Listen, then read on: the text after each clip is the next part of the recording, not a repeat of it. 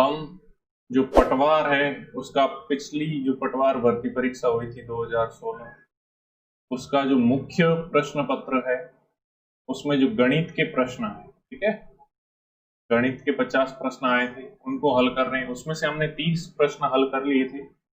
आज हम है वो बाकी वाले हल करेंगे, यानी क्रम संख्या 60 तक हमने हल कर लिए थे 31 से, आज 61 से शुरू करें।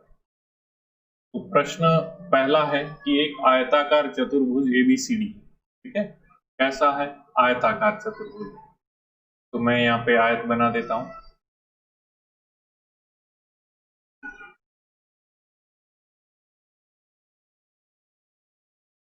ऐसा A B C और D एक आयताकार चतुर्भुज है, उसमें BC है वो B के बराबर है, ये है वो स्मॉल b के बराबर है। AC है वो C दिया हुआ, AC यानी विकर्ण दिया हुआ A से C तक, वो कितना है C के बराबर है।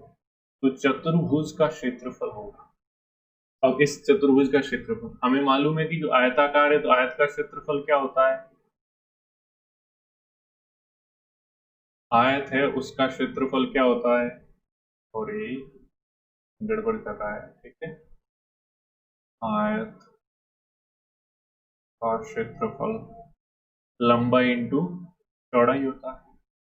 तो देखो एक भुजा चौड़ाई तो हमें दे रखी है b, ये लंबाई ज्ञात करनी है। अगर हमें ये ए भी मिल जाए, ठीक है, ये वाली इसकी लंबाई तो ज्ञात कर सकते हैं।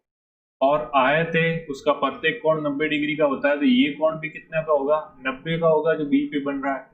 इसका मतलब ये क्या बन गया, एक समकोण त्रिभुज बना के नहीं हुआ, बना। देखो इस तरह से,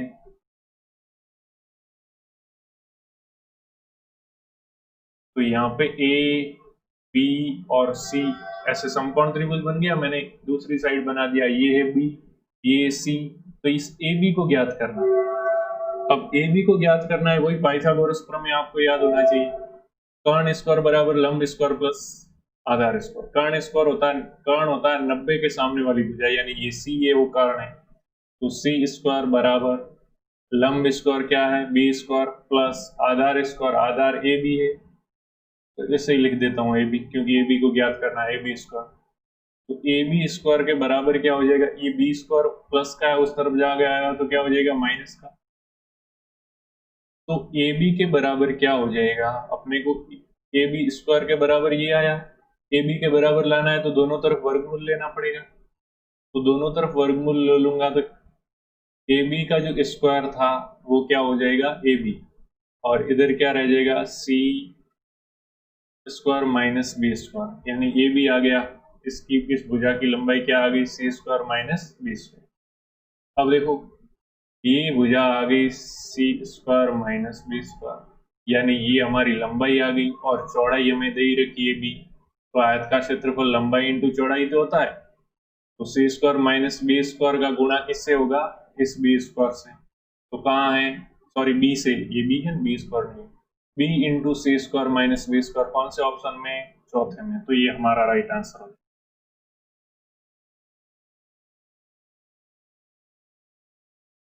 फिर नेक्स्ट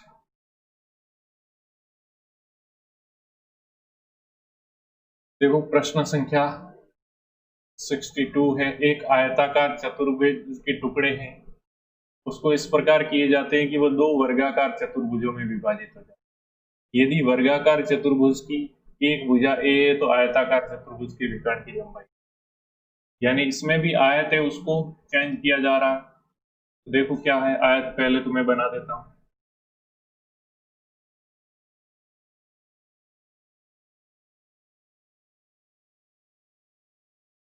ये आयताकार है, इसके इस प्रकार टुकड़े करते हैं कि दो वर्गाकार चतुर्भुज बन जाते हैं, यानी इसके बीच में से अगर मैं ऐसे टुकड़े करूंगा तो दोनों क्या हो जाएंगे, वर्ग हो जाएंगे।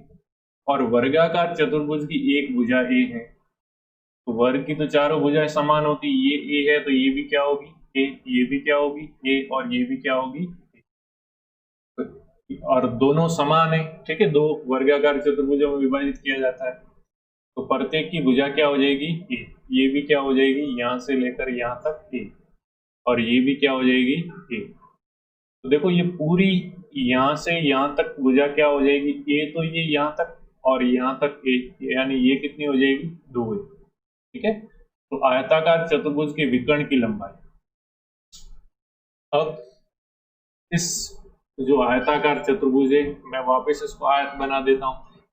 ठीक है, ये आयत बना दिया, विकर्ण की लंबाई ज्ञात करनी है, तो विकर्ण क्या होता है, ऐसे तिरछा मिलाते हैं इसकी लंबाई। अब देखो इस भुजा की लंबाई आ गई पूरे की, कितनी आ गई, ए और ए कितनी होगी 2a। ठीक है, ये टोटल कितनी होगी 2a। मैं इसको यहाँ मिटा के लिख देता हूँ 2a। अब ये कितनी आ गई a, तो वही इस बार वापस पाइथागोरस प्रमेय, क्योंकि ये क्या बन गया एक त्रिभुज। ये क्या बन गया है त्रिभुज। देखो मैं काली पेन से कर देता हूँ, ये एक समकोण त्रिभुज बना, और समकोण त्रिभुज में आपको मालूम ही इस बार 90 डिग्री के सामने वाली भुजा ज्ञात करनी है, यानी कर्ण ज्ञात करना है।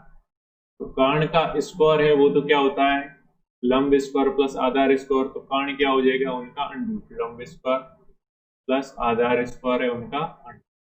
अब लंब और आधार में एक भुजा लंब होती है और एक आधार, ये 2a और ये a है, तो 2a का भी स्क्वायर प्लस a का भी। अब क्या करोगे, 2a का स्क्वायर, 2 का स्क्वायर 4 और a स्क्वायर प्लस ये क्या है a स्क्वायर। अब क्या हो जाएगा टोटल 4a स्क्वायर और a स्क्वायर कितना हो जाएगा 5a स्क्वायर। अब a का तो स्क्वायर है इसलिए अंडरूट से बाहर लाऊंगा तो स्क्वायर हट जाएगा, a रहेगा और अंदर क्या रहेगा अंडरूट 5। तो अंडरूट 5 a कौन से में ऑप्शन में है, ऑप्शन नंबर 4 में है। तो ऑप्शन नंबर जो 4 है वो हमारा क्या हो जाएगा। ठीक है, तो देखो पाइथागोरस प्रमेय से भी काफी क्वेश्चन बन रहे हैं। फिर नेक्स्ट है, एक धावक एक गोलाकार मैदान के 10 चक्कर लगाकर 4.4 किलोमीटर की दौड़ पूरी करता है, तो मैदान का क्षेत्र। देखो जो मैदान है वो कैसा है, गोलाकार है यानी वर्ताकार समझो। चलिए मैं दूसरी पेन लेता हूं यहाँ पे और वर्ताकार मैदान बना देता हूँ। ये वर्ताकार मैदान है समझो। ठीक है, इसके 10 चक्कर लगाने, 10 चक्कर में दूरी कितनी तय करता है,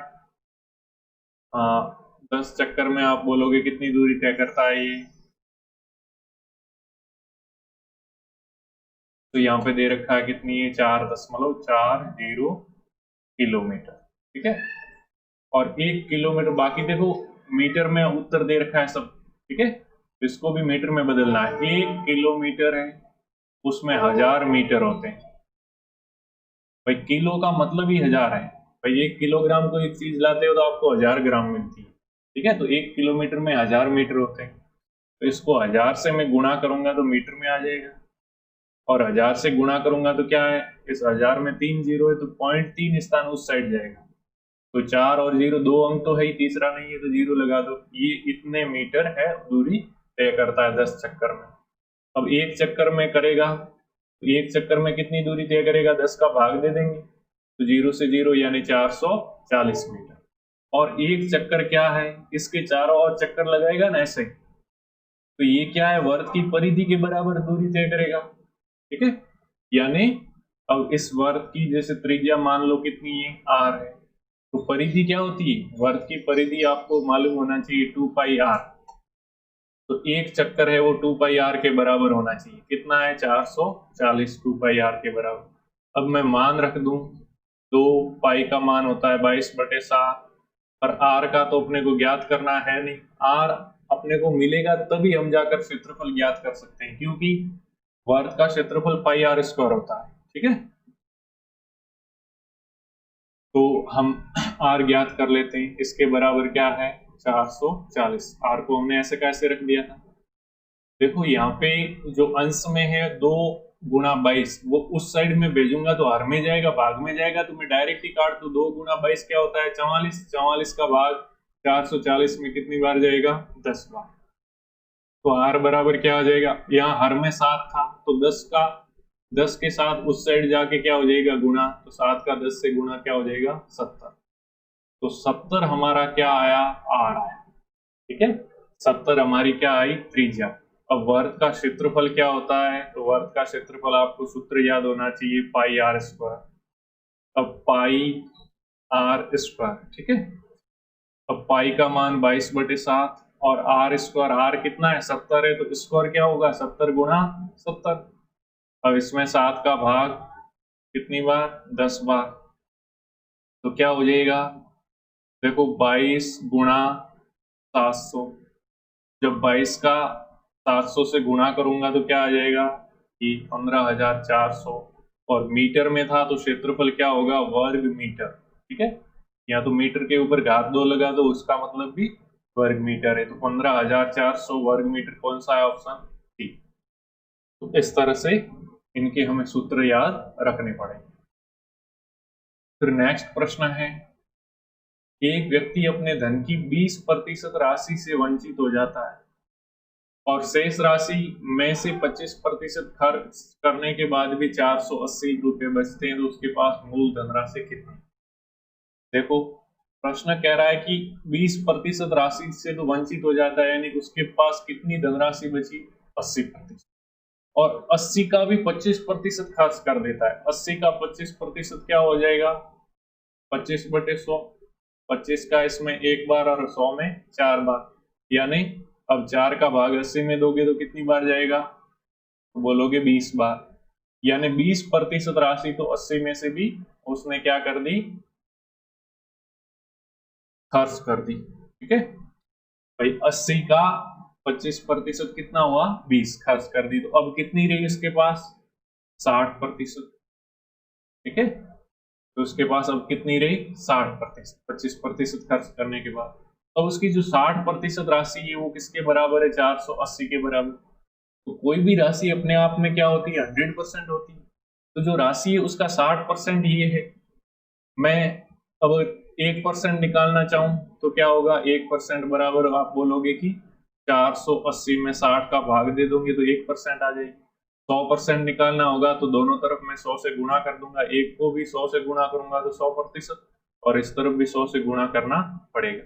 0 से 0, 6 का भाग 48 में कितनी बार जाएगा, 8 6 48 इंटू 100 कितना हो गया, 800, यानी उसकी राशि कितनी थी, 800, ठीक है। तो 800 उसके पास राशि थी, मूल राशि इसने पूछी है, मूल राशि कितनी थी, 800।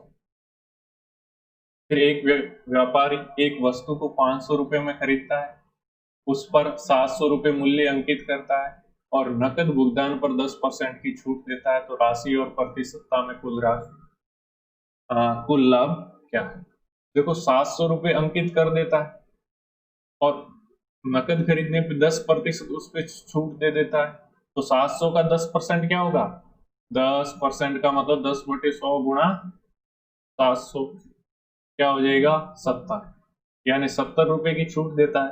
अंकित मूल्य पे छूट होती है, तो बेचेगा कितने पे, 700 में 70 रुपए की छूट दी, यानी 630 रुपए में वो बेचेगा।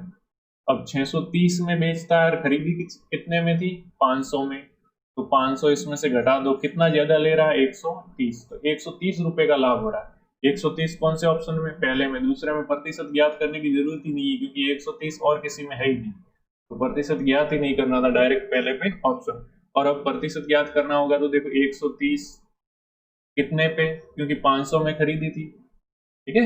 हमेशा क्रय मूल्य पे प्रतिशत लगता है, जितने में खरीदते हैं लागत मूल्य पे, ठीक है, गुणा में 100, और जितना लाभ बटे क्रय मूल्य गुणा 100, आप ऐसे याद करते हो। तो ये 2 जीरो से 2 जीरो काट दिए।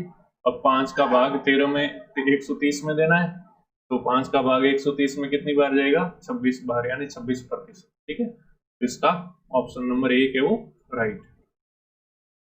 अब देखो प्रश्न संख्या 60, ये कुछ कंफ्यूजन कर सकता है, ठीक है। 20 पेनों की कीमत 25 पेनों की विक्रय कीमत के बराबर है, यानी उसने बेचा कितनी है, 25 पेने बेची और मूल्य कितना आया, 20 का। तो एक काम करो आप, प्रत्येक पेन समझ लो 1 रुपए में खरीदी, तो उसने 25 पेने कितने में खरीदी, 25 रुपए में, और बेची कितने में, 20 पेनों की कीमत के बराबर, उसके उस 25 का विक्रय मूल्य यानी 20 रुपए में बेची, ठीक है। कुल हानि, तो 25 रुपए में खरीदी और 20 में बेची, इसका मतलब 5 रुपए हानि, और हानि किस पे, खरीदी कितने में थी, 25 में, तो हानि बटे क्रय मूल्य इंटू 100, 25 का भाग 100 में, 4 बार 5 इंटू 4 20, 20% हानि हुई, ऑप्शन 2 उत्तर हो जाएगा। ठीक है, या फिर आप ऐसा करो कि 20 पेनों की कीमत, इसका मतलब 20 पेनों का क्रय मूल्य बराबर क्या है, 25 पेनों का विक्रय मूल्य, तो 25 का विक्रय मूल्य। ठीक है, अब क्या है, 20 इंटू क्रय मूल्य और 25 इंटू विक्रय मूल्य, तो अपन अगर विक्रय मूल्य या जैसे क्रय मूल्य, ठीक है, इस साइड है, इस विक्रय मूल्य को उस साइड भेजूंगा तो भाग में चला जाएगा, बराबर क्या रहेगा, 25 बटे ये 20 इधर गुणा में उस तरफ भाग में जाएगा, तो देखो क्रय मूल्य कितना हुआ 25 और विक्रय मूल्य कितना हुआ 20। ठीक है, क्रय मूल्य और विक्रय मूल्य आ गए, अब तो ज्ञात कर सकते हो लाभ या हानि। तो भाई क्रय मूल्य तो ज्यादा है, खरीदा तो ज्यादा में, और विक्रय मूल्य बेचा कम में है, तो इसका मतलब हानि है 5 की। कितने पे हानि है, हानि हमेशा क्रय मूल्य पे होती है। ठीक है, ऐसे भी ज्ञात कर सकते हो, तो जैसी आपकी इच्छा।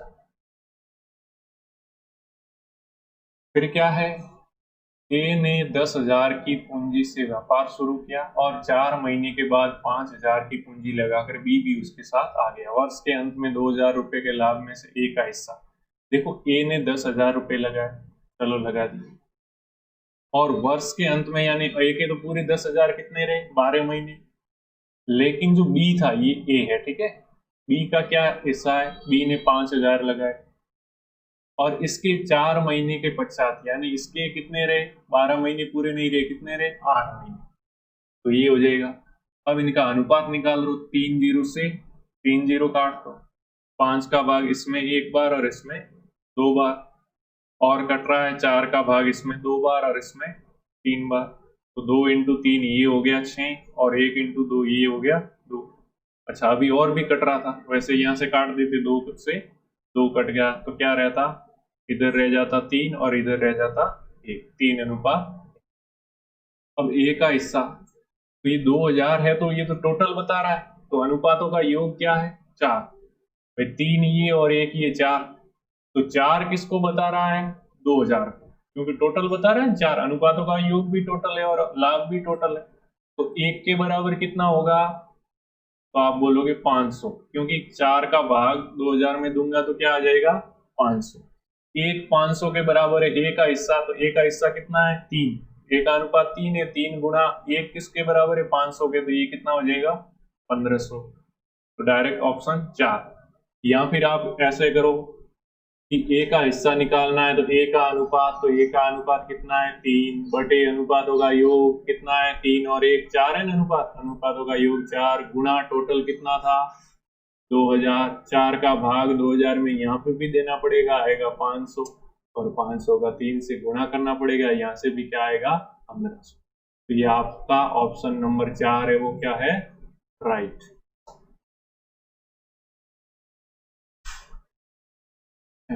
अब एक दूधिया बेईमानी से नापकर 20% दूध अधिक लेता है और वह उसे में 25% पानी मिलाकर बेचता है, उसे कुल फायदा क्या है।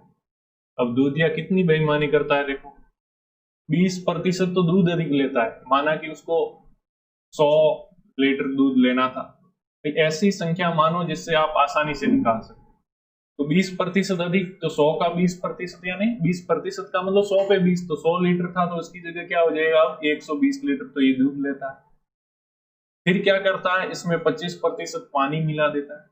अब 120 का भी 25%, 25% पूरा अपने आप में क्या होता है 100, 100 का आधा क्या होगा 50, 50 मतलब आधे का भी आधा यानी 1/4, 1/4 पानी मिलाता है। या फिर आप निकालना चाहो तो 120 गुणा 25 बटे 100, 25%, 25% वही 25 का भाग 100 में, तो 1/4 हो गया 1/4, 4 का भाग 120 में कितनी बार जाएगा 30 बार, यानी 30 लीटर है वो पानी इसमें और मिला दिया, तो अब कितना हो गया 150 लीटर हो गया।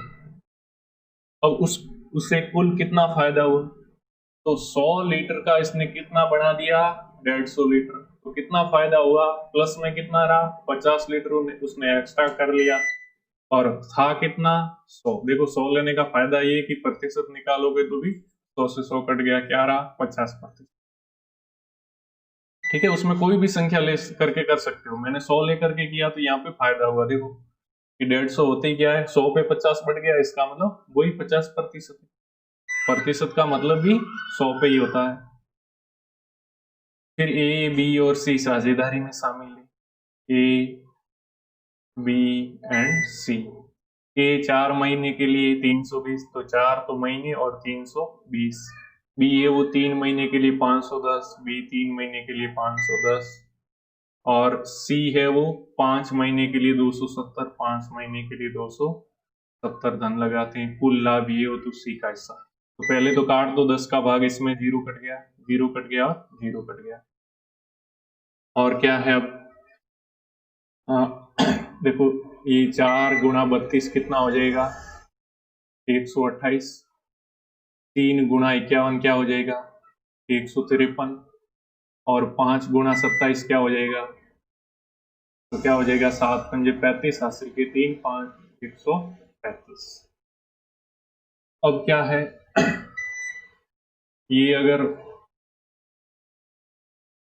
कुल लाभ 208 है तो सी का हिस्सा, तो देखो 128, 153 और 135 ये है। ठीक है, तो इनको क्या करना पड़ेगा, अनुपातों का योग ज्ञात करना है, तो इनको कर लेना जोड़। अब जोड़ करोगे तो क्या आएगा, देखो मैं 128, 153 और 135 को जोड़ूंगा तो 8 और 3 11 और 5 16, हासिल का 1, 1 और 2 3 और 5 8 और 3 11, हासिल का 1, और ये कितने हो गए 4, 416। ठीक है, तो टोटल कितना है 416। तो 416 टोटल को बता रहा, और यहाँ पे कितना है वो 208। तो एक किसको बताएगा 208 में 416 का भाग। 208 का 416 में 2 बार भाग जाएगा, यानी ऊपर 1 और नीचे 2, एक आधे को बता रहा है। ठीक है, तो सी का हिस्सा, सी का अनुपात क्या है 135। तो 135 का आधा क्या हो जाएगा, 135 में 2 का भाग देंगे तो 67.50 आ जाएगा उत्तर। ठीक है, और आप चाहो तो ऐसे भी कर सकते हो, वही सी का अनुपात 135 बटे टोटल अनुपात होगा योग 416 गुणा टोटल राशि 208। 208 का इसमें 416 में वही 2 बार भाग जाएगा, 2 का 135 में भाग जाएगा तो 67.5 आ जाएगा। तो आज 70वां क्वेश्चन 69 तक ही करते हैं, 70 का कल से करेंगे क्योंकि लाइट चली गई और कंप्यूटर बंद हो जाएगा। आज के लिए बस इतना ही। जय हिंद, जय भारत। मिलते हैं फिर अगले वीडियो में। धन्यवाद।